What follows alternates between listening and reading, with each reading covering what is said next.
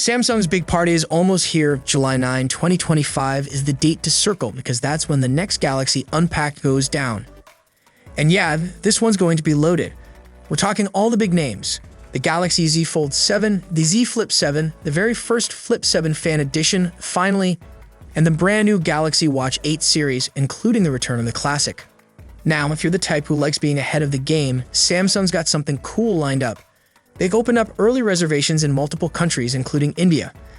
And for just 1999 rupees, you can score what they're calling a VIP pass. Sounds fancy, right? Well, turns out it actually comes with some legit perks. At first, it wasn't clear what those perks were. But thanks to a leak shared by Roland Kwan on Bluesky, we've got the full breakdown. If you end up buying the Galaxy Z Fold 7, Samsung's throwing in a voucher worth about $60. Choose the Z Flip 7 or the Flip 7 FE and you'll get a $40 voucher either way. Planning to grab the Galaxy Watch 8? That's another $60. And if you're leaning toward the Watch 8 Classic, you get a slightly smaller voucher, roughly $50. These vouchers can be used on Samsung's website or through the Samsung Shop app. But here's the deal. You've got to use them on stuff that costs the same or more than the voucher. So no splitting the value or keeping the change. It's a one-shot thing. There's even a detailed list of eligible products included in the leaked document, so you'll know exactly what qualifies.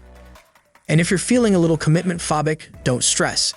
You can cancel the VIP pass anytime and get your 1999 rupees back, full refund, no hassle.